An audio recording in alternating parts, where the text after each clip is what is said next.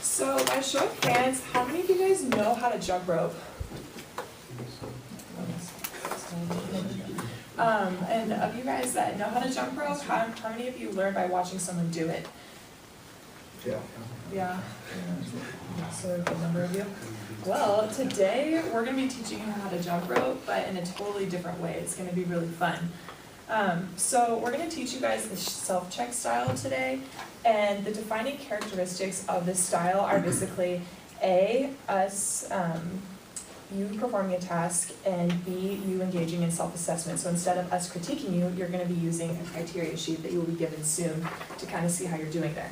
And our role as the teacher is to make all of the decisions with regards to the subject matter, the criteria, and the logistics, and your role is to work independently and just kind of gauge how you're doing using this sheet. And basically this emphasizes cognitive engagement from you guys, so you're constantly having to think, how am I doing? How can I do better? And we'll give you common errors and things like that so you can kind of gauge that.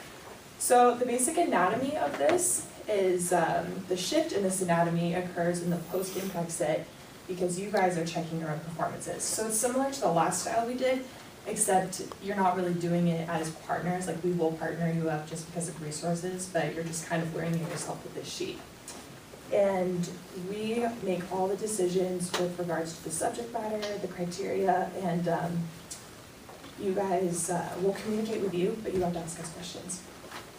To apply the self-check style, the student begins by performing the task, stopping frequently to look at the criteria sheet and comparing their performance with the sheet, and once successfully accomplish the task, then they can move on. There are two parts of the self-check style, so it's the pre-impact set and the impact set. And the pre-impact set is the teacher's role to prepare the student for the task. And it's a mental rehearsal of the events, sequence, delivery of materials that are needed. And then the impact set is the student's role to perform and apply in order to accomplish the task correctly.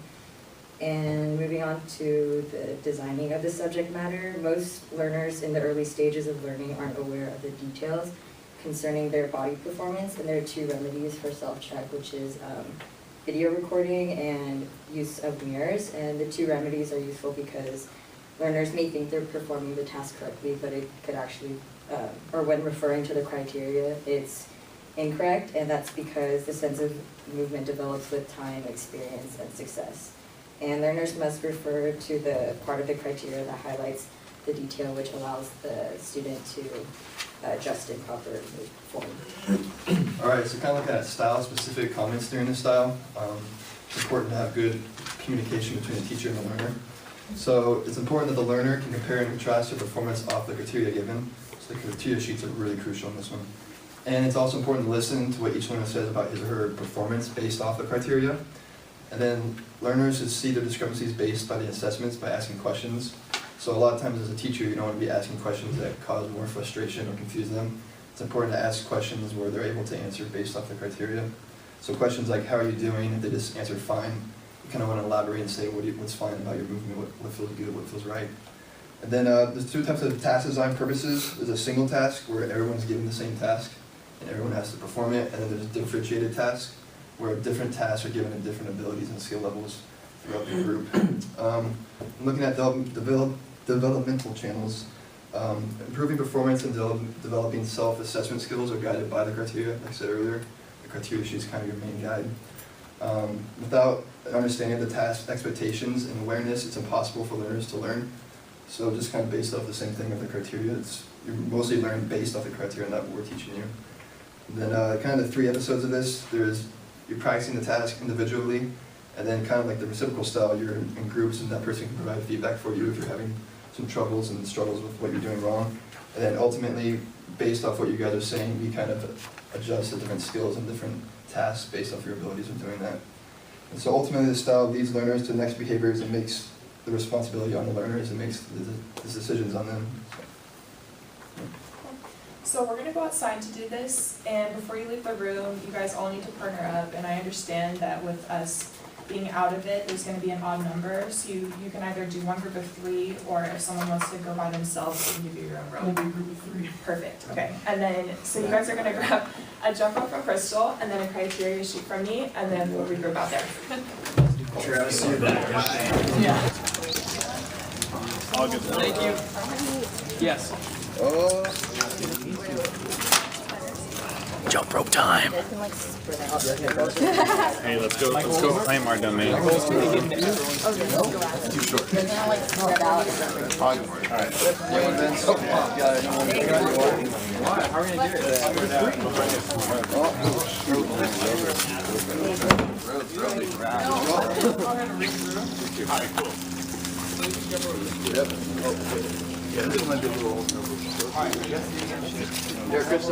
Level 1, basic.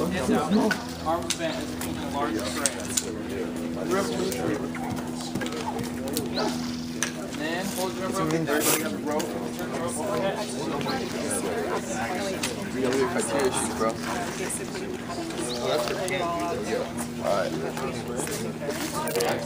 You guys have any questions on the sheets as you're looking through them? There's a large tray. Everybody does. Step one?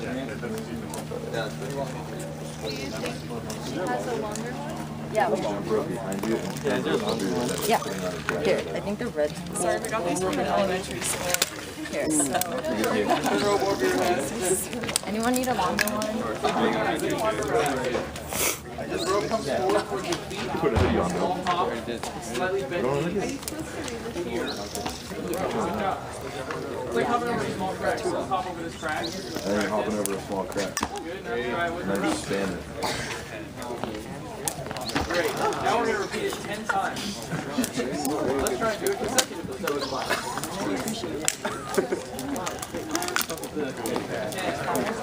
After the basic jump rope, you've done it. Yes. Level 2. The red one. We already know it, but we're going to hold it down.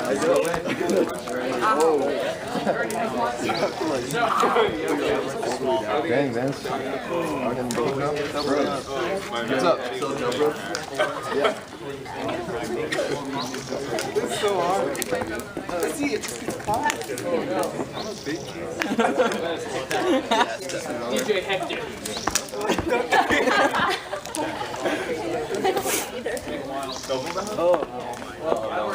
Okay, Noah, you need to show off.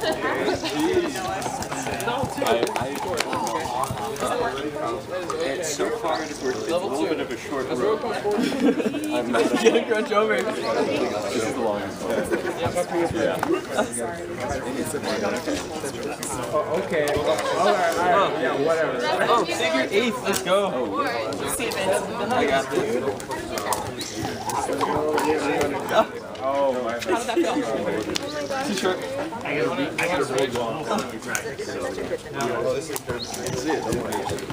Oh, but backwards though.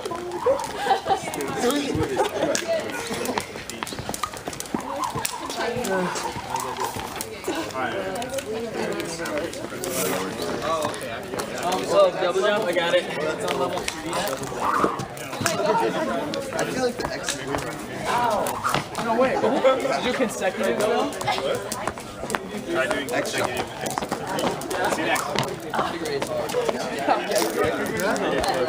I got it. Oh, scared. Wait, there's. Why am I going backwards? Okay, yeah, whatever. Try this figure eight. Imagine O was in his pocket. That'd be so funny. Can you do double into a figure eight? Double figure. Double figure eight?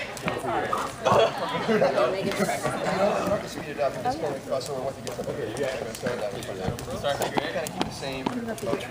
Oh, elbows close to side, hand out, and arms bent.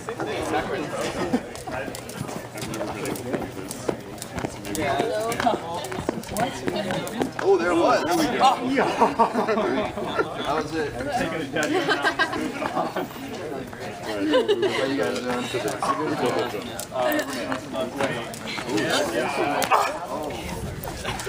Jazzy, you have to be an athlete. No, that's the guy. Yes. Can you do figure eight? Yes. They're clear. Let's see if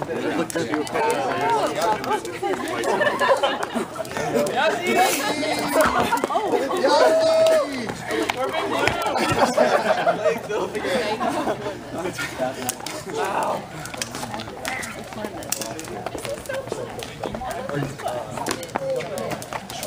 These are one of those shorts that it's reflective.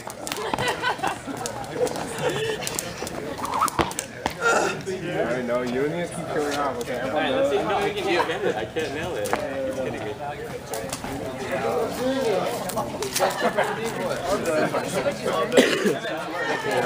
That's just the basic one. Nope.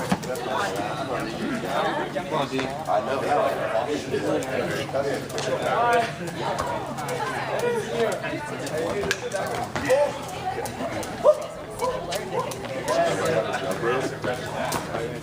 There we go. Yeah. Oh, second deal.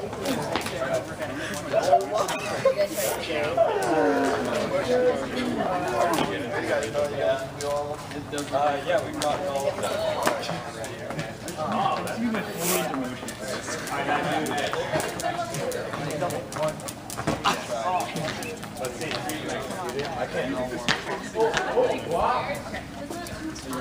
Alright guys, we're gonna head inside now. Oh, wow.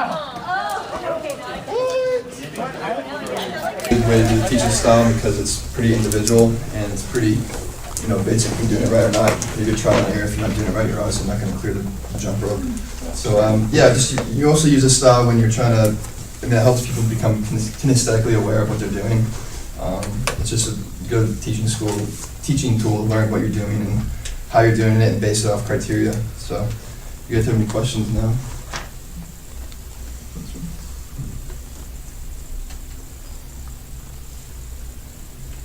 Comments, feedback, what worked, what didn't work for you? Yeah, you have feedback for what you guys thought. The pictures were helpful. I think the pictures were very helpful. I just have no clue how to figure eight. Yeah.